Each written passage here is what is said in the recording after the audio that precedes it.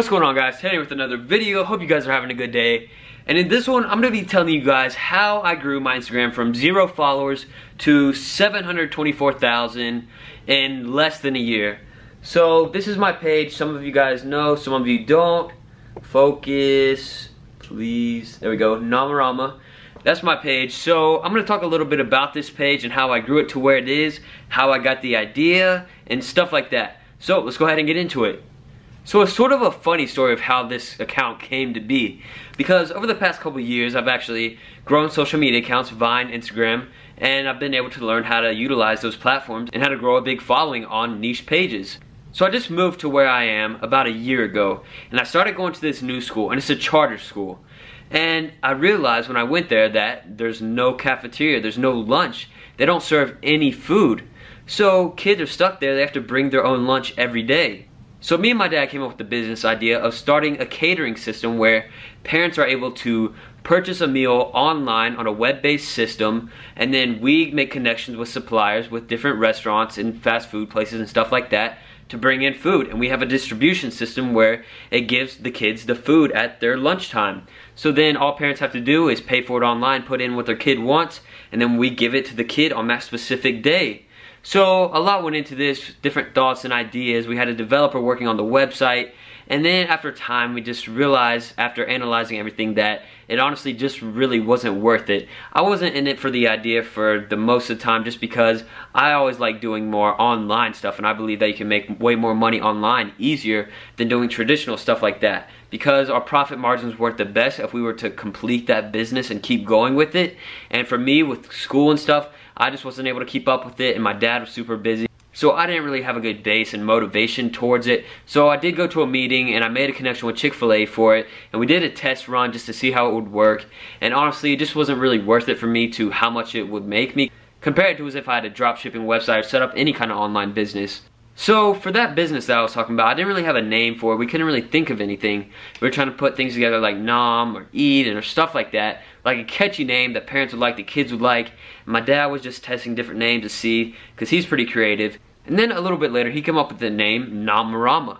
I wasn't there when he came up with that. I just went downstairs and he's like, "Hey Tanner, I got a name for you." I was like, "What is it?" He's like, "Namarama." I was like, "What is that?"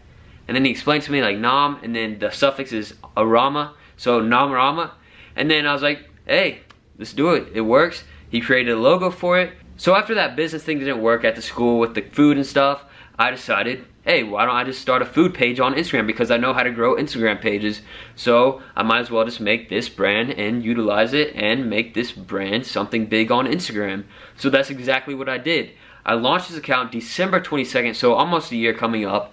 And what I did was I had that logo my dad created, and we made a few revisions of that logo several times, different processes to see what looked best on Instagram. So we created that, then I put it on there, had the name. The username wasn't taken because it's pretty out there, nobody else would really take that.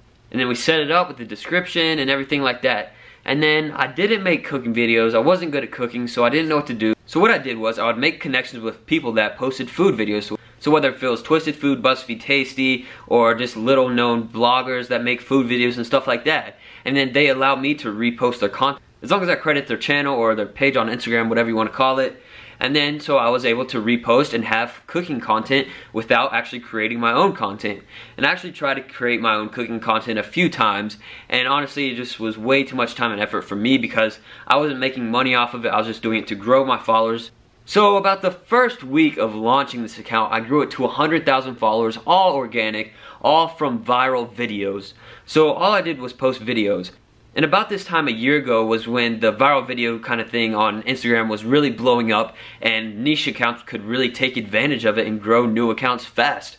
So that's what I did. So before I actually started this account, I was on another food page that had about 800,000 followers, and then I was able to use that account to grow the new one to 100,000 followers within a week, and then just keep growing and growing and growing. And then, so now I'm going to go through the details of how I used that separate account to grow my new account 100,000 followers in a week, and to where it is now, 724,000 followers. So what I would do was something called like for like. You may know it, you may not. Some people refer to it as comment pods or stuff like that. But basically, with that account, I wouldn't be giving shoutouts to my new account. I would be in the DMs of that 800,000 follower food account. So what I would do is I would DM the other big pages a message that would say, like for like, question mark, like and comment on @Namarama's recent post. And then they would do that. They would like and comment on Namarama's post. And then they would send me what they wanted me to like and comment on. And this was all on the other page. So what I was doing is I was getting all that engagement with about like 50 accounts at a time liking and commenting on my new page, and then all that engagement from those big accounts would then go to the explore page of their followers pages. So then my page, my new page, would just be getting a lot of exposure from these big pages. So I would post about 12 posts a day, 12 videos, which is a ton. But it was a new account, so there wasn't a big audience there that I would be washing away and just flooding them with videos. So I was just basically posting on a new account and getting all these viral videos and then gaining more new followers. So what I was doing is I was just gaining new audiences through viral videos. I wasn't doing direct shoutouts, I was just making my videos go viral. And this still works to this day, I believe, but I've been pretty busy. I haven't been working on gaining Namarama that much lately. For the past few months, I've just been focused on other things, but I still post on it every day just to keep the ball rolling. It still gets 100, 200,000 views or more on every post, so it still gains good. But that's how I gained that account, was through the back end in the DMs. And I actually made a video about this before with Hayden. It's one of my first business videos I made when we were in Miami. Pretty good video, I think. Me and Hayden made on the balcony of our place in the W. So that's how I did it, and I just continued to do it every single day. And at first it gained really fast because it was a new page, a new brand, and people enjoyed it and they liked watching the videos, so they followed my page. And I was good at keeping a retention where the more I posted, the more views I would get. So people would go on my page, see one video, and then they would just end up scrolling through all my videos, just watching all kinds of different cooking videos. So that was a good way to grow Instagram accounts, and luckily the food niche was not very saturated at the time, so I was able to grow fast. But then more and more food pages started to pop up that big accounts were making, so it got a little bit harder to gain that account at a substantial rate. But I definitely kept it up for a while, doing like a few rounds a day for probably 6 months straight.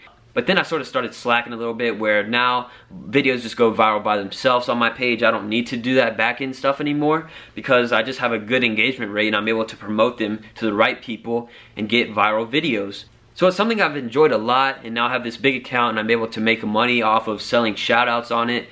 So this is a fun little thing that I've been doing. At first I focused on it to try and be a business for me, and I had launched a dropshipping store for it where I would sell like cooking kind of things, but honestly it didn't sell well. And even though I was getting like 100,000 page visits a day on Instagram, not my Shopify website, I just wasn't making the sales, and I wasn't able to really make good conversions on it because it's not really relative and it's not something new. It's something a lot of people have seen before, and only a certain amount of people would actually buy stuff from me on that store. But it's something that you can look at from many different perspectives. But it's been pretty fun having that account. I love it. I've still been doing it to this day. And I hope this helped you guys out a little bit on giving some insight on how I grew this page to almost 1 million followers in under a year. And it's been fun. I love doing it. So guys, hope you enjoyed this video. Make sure to leave a like, comment, and subscribe. Peace.